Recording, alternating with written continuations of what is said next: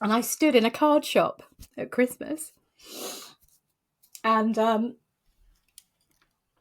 my mum was a big card giver. She loved a card, and she would spend hours picking out the right one. You know, something that had something on it that she would think, oh, that looked like you, or this looked like us together. And I stood in that card shop and I thought, I'm not going to get one from her again. And that was hard. That was really hard. And I had to, it was like, you know, a month, 3 weeks It's before okay. Christmas. And it was really heaving in there. You know what card shops like? There's queues, Yeah. they're all getting their wrapping and whatever. And there I am, desperately trying not to let anyone know that I'm literally sobbing over the Christmas cards, when everyone else is like, woohoo. So that was really hard. That was the first kind of brutal realization that moment had gone. You know, that wasn't going to happen to me anymore. And also the fact off the back of that, I was buying the cards for the other people from her.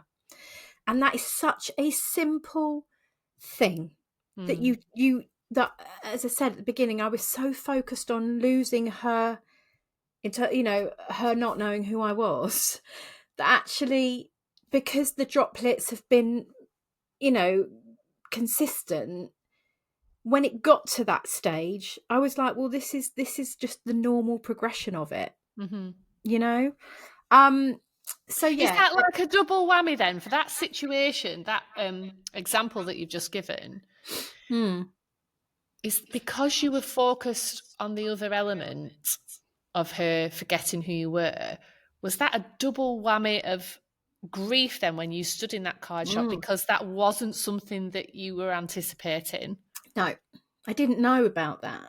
I didn't know, you know, and it's interesting because actually when my mother-in-law died, I was very conscious, like when it was a birthday, that we'd missed, that her card wasn't on the mantelpiece. But this was it, because obviously, you know, and I love my mother-in-law to pieces, but it was almost a bit like, well, that's obvious because she's not with us anymore. Yeah. But I don't know, it's such a complex thing. Yeah.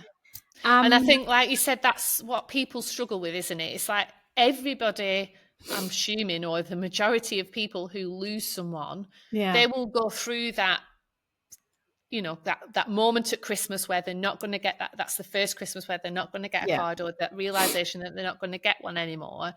But it's so difficult to wrap your head around when the person is still physically here.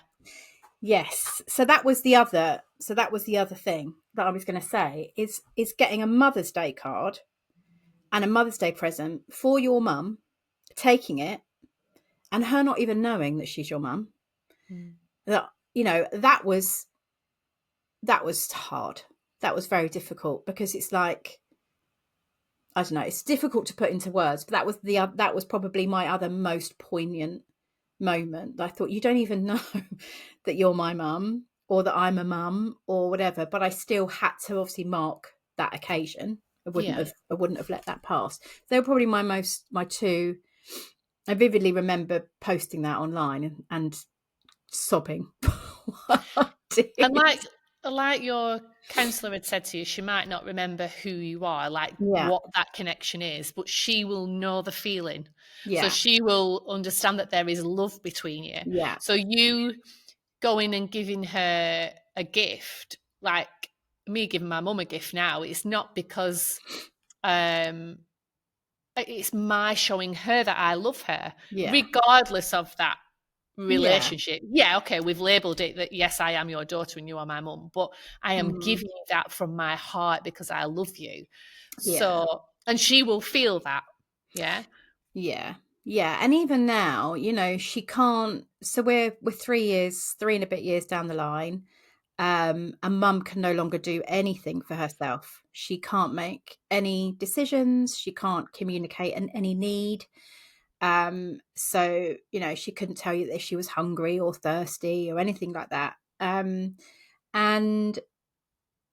But yeah, when I see her, she's so I usually walk in and she might be in the lounge in the, you know, these massive chairs, and she's tiny now, she's teeny tiny, and they put her looking out the window into the gardens, and it's quite I suppose quite a busy road at the end, so there's always something going on. And she sits there because she was always very nosy, always a bit of a curtain twitcher. And I kind of come round and I peer and I go, hi, like this. And she looks at me for a second and then she goes like this. And her face just beamed. So she knows